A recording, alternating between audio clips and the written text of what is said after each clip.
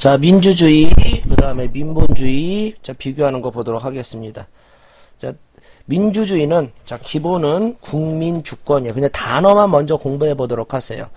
민주주의의 단어의 뜻은 뭐다? 국민 주권입니다. 그럼 민본주의의 단어의 뜻은 백성이 근본이란 뜻이죠. 그래서 백성이 나라의 근본이다. 일단 단어적인 뜻을 정확히 알고 계셔야 됩니다. 자, 그 다음에 자, 민본주의는 자, 책에 있어서 일단 넣어봤습니다. 민본주의와 위민사상, 백성을 위하는 정치. 근데 여기서 여러분이 진짜 조심해서 봐야 돼요. 이제 다른 교과서를 봐도 똑같을 겁니다. 민본주의란 그러면서 위민사상과 백성을 위하는 이렇게 들어가 버리니까 이 민본주의가 위민사상, 그러니까 위민사상은 민본주의에만 해당된다고 착각하는 경우가 있어요. 나도 일부러 여기다 놓지만은 자, 정확히 합니다. 위민사상, 즉 백성을 위하는 정치 여기다 놓지만 요것은 백성을 위하는 것은 민주주의, 민본주의 둘 다 들어갑니다. 민주주의, 민본주의 둘 다 들어가요. 자, 그 다음에 민주주의, 민본주의 있고요. 자, 민주주의는 국민의 의한입니다. 즉 국민 주권이고요. 일단 기본적으로 민본주의는 왕이 있는 거죠. 그래서 세습적인 왕이 있기 때문에 바이 더 킹 한번 이렇게 적었습니다. 자, 그리고 요거 한번 돌려서 뿅뿅뿅 나오죠? 공통점 나왔습니다. 국민을 위한이야. 그러니까 국민을 위한이기 때문에 위민사상은 민주, 민본 같이 들어간다고 알아주셔야 돼요. 왜냐하면 뭐 그냥 문제로 냈어요. EBS에서. EBS에서 냈기 때문에 그냥 그런가 보다 하십시오. 자, 그 다음에 영어 했어요. 영어 나옵니다. For the people, 국민을 위한. 자, 됐고요. 특징 그럼 선거제도 당연히 있어야겠죠. 여기 자주 냅니다. 그래서 국민을 이제 주권자를 선출한다, 뭐 통치자를 선출한다, 그렇게 말하면은 민주주의. 이쪽은 덕치고. 자, 그래서 입헌, 권력 분립, 대의, 복수 정당대, 어쨌든 민주주의의 구성 요소들이 들어있는데, 특히 알아야 될 단어, 뭐 권력 분립. 당연히 이제 이쪽은 권력 집중이니까. 그 다음에 이제 대의, 이제 복수 정당인데, 법치라는 단어가 많이 냈어요.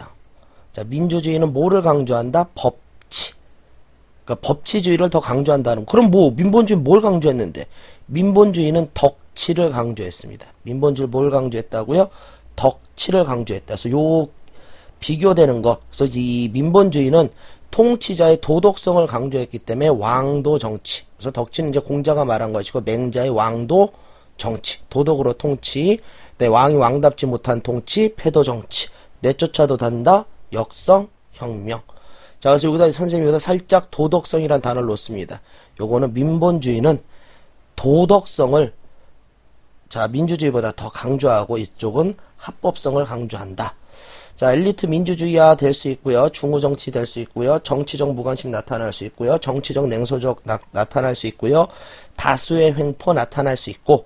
자, 백성을 좀 통치에 좀 참정권이 민주주의보다는 좀 제한되다 보니까 수혜자에 불과하다는 입장이 나타날 수도 있다. 비교적. 자, 그냥 보시면 됩니다. 공자는 왕도 정치, 공자는 덕치 얘기했고요. 맹자는 자, 패도 정치. 패도 정치를 반대하며, 즉 권력에 의거해서 통치하는 것, 덕성을 잃어버리고 통치하는 것, 부국강경에 의지하는 것, 패도 정치를 비판하고 왕도 정치를 강조했다. 자, 이거 비교해서 요거 냅니다. 맹자는 자, 왕이 왕답지 못할 땐 왕을 내쫓아도 된다. 여기까지 연결되고요. 이것은 로크의 저항권에 영향을 미쳤다. 자, 로크 저항권 옆에 한번 적어주면 좋겠죠? 자, 요거 같이 보십니다. 그래서 역성혁명, 백성이 가장 사직, 군주. 자, 그 다음에 정약용도 한번 볼게요. 통치자는 백성에 의해 추천된 자이며, 추천의 동그라미 땅 치셔야 됩니다. 그러니까 이 맹자랑 정약용은 좀 비슷한 면이 있는데, 원래 왕이라는 직업은 세습이죠. 세습. 그런데 이쪽은 조금 세습성을 좀 부정한 거지. 내쫓아도 되고요. 세습보단 뭡니까? 추천이라는 단어를 강조했으니까. 그러니까 기본적으로 민본주의는 좀 세습이 강한 거예요.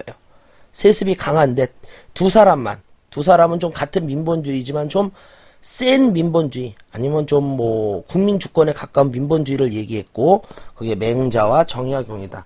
문제로 이런 거 냈습니다. 권력의 정통성을 위해 통치자는 세습되어야 된다. 맹자, 정약용 둘 다 X예요. 왜? 내쫓아도 되니까. 이쪽은 추천된 자니까. 그래서 둘 다 X. 그런데 이렇게 가가지고 동양에서는 통치자의 세습을 부정했다 그렇게 보면 안 돼. 이 두 사람을 기본으로 보는 거지. 기본적으로 그 동양의 민본주의 세습 얘기합니다. 요 문제로 냈기 때문에 낸 거고. 자, 그 다음에 이런 사람이 있으니까 그냥 있는가 보다 하시면 되시는 겁니다. 자, 민주주의, 민본주의. 자, 차이점, 공통점 찾는 문제. 선생님 그 도시액 36페이지에 있는 그 왼쪽 아래 그거 한번 이렇게 만들어 봤습니다. 자, 정치적 무관심, 냉소주의, 표를 의식한 선심성, 정치화대 다수의 횡포, 민주주의의 특징이죠. 자, 정치의 자율성 주체가 아니라, 자, 수혜자의 위치에 있다, 민본주의. 자, 인간의 존엄, 인도적 가치, 국민을 위한, 이거 요로 들어갑니다. 국민을 위한 공통점. 자, 선출, 선거제도 들어갔죠. 민주주의. 사회적 약자, 이것도 국민을 위한으로 들어가 버려요. 사회적 약자를 보호하자, 국민을 위한.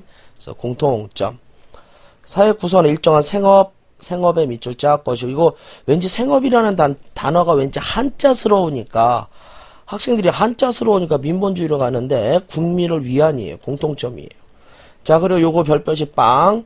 자, 요거는 선생님 책에는 없으면 36페이지 도식에는 없고, 다시 또 추가시켰습니다. 여기서 보세요.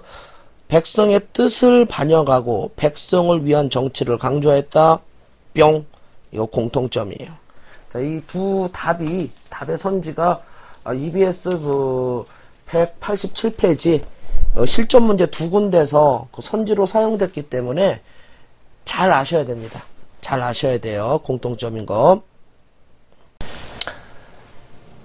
자, 충성과 호국 보도록 하겠습니다. 먼저 단어 뜻만 좀 보시면 돼요. 충성이라는 단어 공부할 거고요. 호국이라는 단어 공부할 겁니다. 그래서 먼저 충의 의미를 공부해야 되는데 충과 서를 강조했습니다. 충서. 요건 공자가 강조했다는 뜻이에요. 그래서 공자 그러면 인의 시작은 효, 재, 충, 신. 그래서 충과 신, 그 다음에 이렇게 확장되어 갈 때 내 마음이 너에 미치는 서의 윤리. 그래서 충과 서를 공자가 강조했었다. 충서. 일단 알아주시고. 자, 단어 보겠습니다. 중심과 마음이 합쳐진 글자다. 즉 마음의 중심이란 뜻입니다. 자기 자신, 타인, 국가, 군주에 대해 조금의 속임이나 꾸밈 없이 온 정성을 다하는 것. 이런 말 읽어도 힘들어요, 외우기. 그러면 내 마음에 온 정성을 다하여 꾸밈 없는 것. 뭐 그 정도로 가주시면 돼요. 마음의 중심. 그런데 이것이 자, 이렇게 화살표를 거졌죠. 법가 한비자쯤 가서 이 충이라는 개념이 바뀌었습니다. 즉 자기 자신보다는 국가나 군주, 즉 국가나 군주를 우선시하는 것, 그런 뜻으로 충의 의미가 바뀌었어요. 자, 이 충의 의미는 다시 국가에 대한 충으로 또 확대되어져 갔다고 볼 수도 있는데, 이 국가라는 단어는요, 이 가라는 단어가 있죠. 가에서 국으로 갔죠. 즉 가족 공동체의 확대 모습이 국가에 대한 모습, 그리고 충. 자, 그리고 가도록 하겠습니다. 자, 충을 바탕으로 호국정신 나왔어요. 나라가 위기에 있을 때 나라를 지키려는 호국정신으로 충의 정신은 확대되어져 갔다. 자, 그리고 호국의 정신으로 살신, 성인, 내 몸을 죽여서라도 인을 이룩하겠다. 자, 유학의 이런 모습으로 의병 같은 거 있었습니다. 살신성인. 의병이죠. 뭐 국사책에도 나왔던 유명한 사진입니다. 이 사진은 그 미국 기자가 우리나라 와서 그 의병을 만나서 찍고 이 인터뷰한 기사도 미국 신문에 나왔던 내용이고 굉장히 유명한 사진입니다. 자, 그 다음에 최익현 의병을 일으켰던 분이죠. 그래서 나중에 일본 놈에게 잡혀서 대마도에 끌려갔을 때 외놈이 주는 것은 먹지도 않겠다 그러면서 아사하셨던 분이요. 어쨌든 그 살신성인의 대표적인 모습으로 최익현이 있고 보기지문으로 많이 나오십니다. 근데 불교도 가만히 있지 않았어요. 임진왜란 때 승병 같은 모습이 있었거든요. 그러니까 나라가 위태로울 때는 나라를 지키려는 호국정신, 호국불교 생각하면 될 것입니다. 자, 이런 그림 있고요. 자, 불살생의 계율을 지키면서도 국가가 위급할 땐 자발적으로 군대를 조직하여 외세에 항거하였었다. 그럼 유교, 불교, 도교 뭐 했습니까? 도교는 숨었어요. 그래서 색깔도 비슷하게 넣었죠. 어쨌든 그 도교는 어디 가서 나가서 싸우는 스타일이 아닙니다. 우리 첫 시간에 탈세소, 은둔적 삶, 뭐 그런 거 좋아했기 때문에 그냥 내가 도가 숨기 이렇게 그냥 적어 넣은 거예요. 그냥 도관 이런 데 잘 안 껴요. 어디 짱 박혀 있기 좋아해요. 자, 그 다음에 봉공과 청백리 정신, 자, 선비 정신, 공직자 정신. 그러니까 앞단원의 선비나 공직자 정신에서도 똑같이 봉공, 청백리 나왔다 그 뜻이고요. 성공, 우사, 멸사, 봉공. 자, 유학에선 공과 사를 엄격히 구분했으며 다시 성공, 후사, 멸사, 봉공. 그 연장선에서 위, 정, 척사가 있었다. 이렇게 봐주시면 되십니다.